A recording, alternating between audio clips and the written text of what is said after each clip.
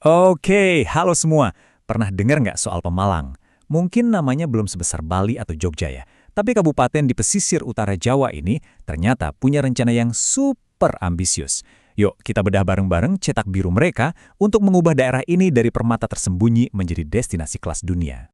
Coba deh, lihat pemandangan ini. Di satu sisi kita disuguhi pegunungan yang megah, kayak Gunung Slamet. Terus, di sisi lain ada garis pantai yang indah banget. Inilah Pemalang. Ibaratnya, ini tuh sebuah kanvas alam yang luar biasa. Sebuah permata yang seolah-olah bilang, aku punya cerita loh, tapi belum banyak aja yang dengar. Oke, jadi kita mulai dari sini ya. Pemalang sebagai permata yang tersembunyi.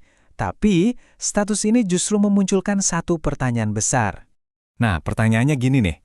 Kalau emang seindah ini, kok potensinya kayak belum maksimal gitu ya? Apa sih yang sebenarnya jadi penghalangnya? Nah, ini dia inti masalahnya. Di tengah kekayaan alam yang melimpah ruah, ternyata sektor pariwisatanya belum ngasih kontribusi yang wah banget buat ekonomi lokal. Data resmi bahkan nunjukin kalau kontribusinya tuh masih kecil banget. Ironis banget kan? Jadi apa aja sih tantangannya? Menurut kajian dari pemerintah daerah, ada beberapa poin utama. Pertama, infrastrukturnya masih terbatas. Terus promosi dan brandingnya kurang nendang. Pilihan wisatanya juga ya bisa dibilang gitu-gitu aja. Dan yang terakhir, pengelolaannya masih jalan sendiri-sendiri. Belum jadi satu kesatuan yang solid. Tapi, di mana ada tantangan, di situ pasti ada peluang. Nah, Pemalang nggak tinggal diem. Mereka udah nyusun sebuah rencana keren dan komprehensif yang mereka sebut strategi 6A buat menjawab semua masalah ini. Jadi ini bukan cuma sekedar perbaikan kecil-kecilan loh. Rencananya adalah membangun sebuah ekosistem pariwisata yang utuh dari nol. Dan fondasinya, konsep yang menurut saya keren banget, namanya Kerangka 6A. Ini adalah pendekatan menyeluruh buat menciptakan pengalaman wisata yang benar-benar nggak terlupakan. Lantas, apa aja sih 6A itu? Oke, yang pertama adalah attraction. Ya, daya tariknya itu sendiri, baik alam maupun budayanya yang unik. Terus, harus ada accessibility. Gampangnya, gimana caranya orang bisa datang ke sana dengan mudah dan aman. Begitu sampai, turis kan butuh amenities. Ini soal fasilitas pendukung kayak hotel, restoran, yang bikin nyaman. Mereka juga nyari activities, alias kegiatan seru apa aja yang bisa dilakuin di sana. Biar gampang, perlu disiapin available packages atau paket-paket wisata. Dan terakhir, semua ini harus didukung sama ancillary services, yaitu layanan pendukung dari warga lokal.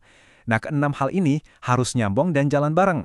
Nah, sekarang kita masuk ke bagian yang paling inovatif dan menurut saya paling game-changing dari rencana ini.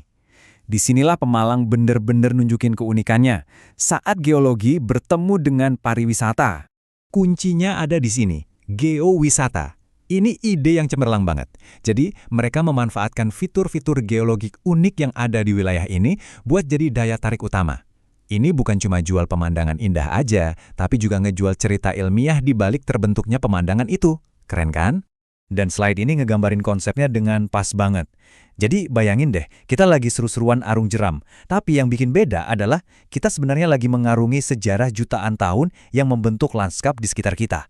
Setiap jeram, setiap tebing batu, semuanya punya cerita geologisnya sendiri. Dan ini bukan cuma omong kosong loh, rencananya itu detail banget, sampai ngelis harta karun geologi spesifik yang ada di sana.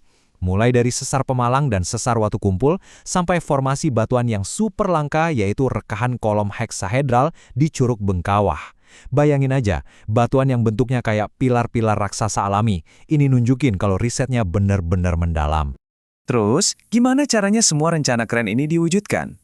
Yuk kita intip roadmap atau peta jalan mereka untuk menembam masa depan Pemalang. Nah, ini dia peta jalannya, jelas banget tahap per tahap. Dimulai di tahun 2026, fokusnya bangun pondasi dulu dan meraih kemenangan-kemenangan cepat. Lanjut di 2027, ekspansi ke dunia digital. Masuk 2028, baru deh hajar promosi ke level internasional. Dan puncaknya di 2029, tujuannya adalah pertumbuhan yang berkelanjutan, yang benar-benar memberdayakan masyarakatnya. Rapi banget kan rencananya? Karena pada akhirnya, ya, ini semua bukan cuma soal narik turis. Tujuannya jauh lebih besar dari itu.